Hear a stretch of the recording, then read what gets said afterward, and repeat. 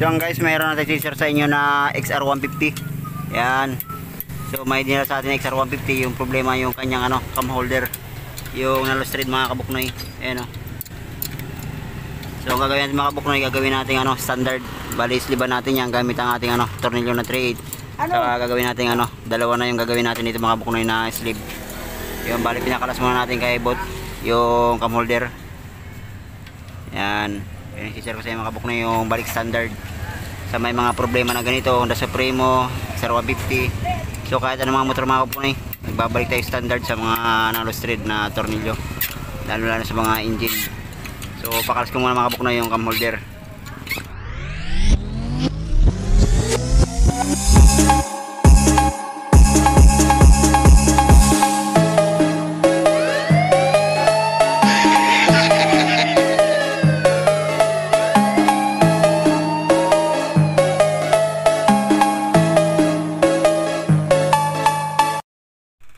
Yan guys, ito na yung gagawin natin na camshaft holder ng XR150. Yan, ito na yung gagawin natin mga kabuknoy, babalik standard.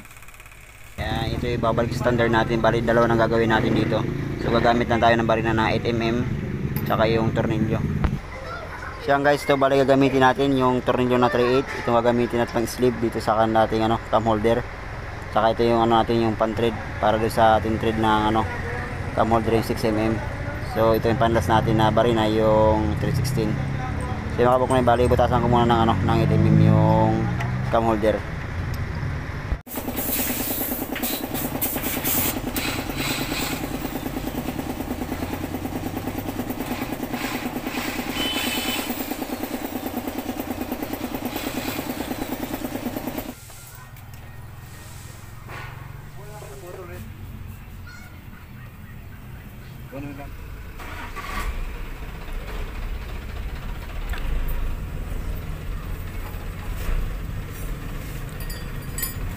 Siya guys, nalagyan na natin ng thread na 3/8. Yan. So ito yung ginamit natin na yung hand top na 3/8. So ito na lalagyan natin mga kabuknoy yung tornilyo na 3/8 din. Ito yung pang-sleeve natin.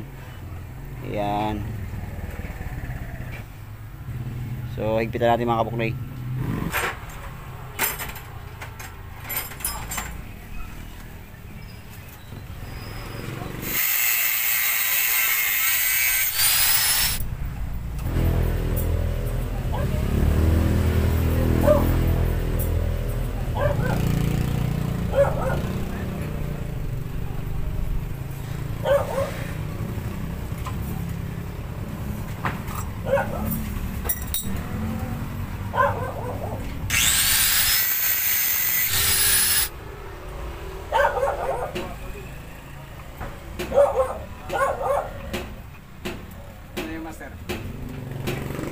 Why na? Yeah.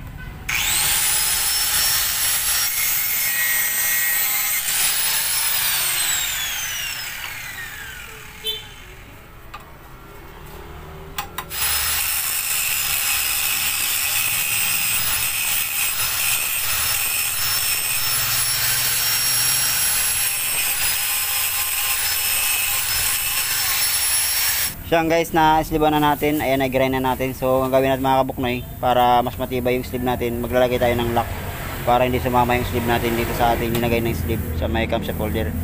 Yun, lagyan ko muna mga kabuknoy.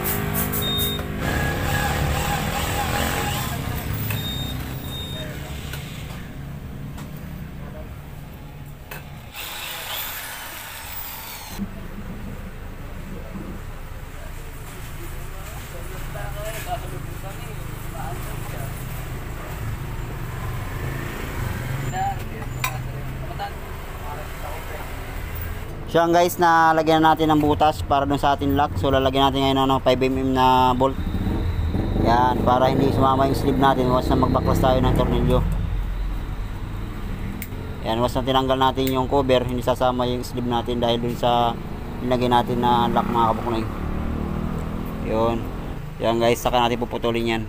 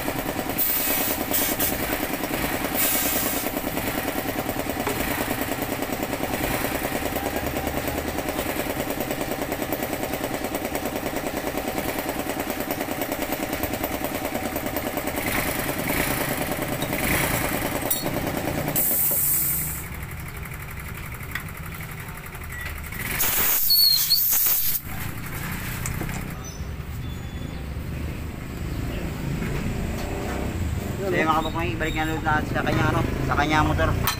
So goods na yung ginawa natin sleeve. Balik stock.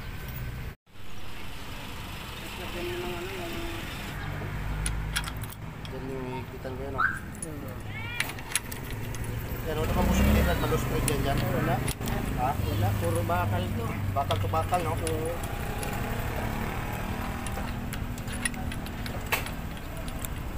Pero kung bakal to alloy, o kaya ano? Lustrate talaga.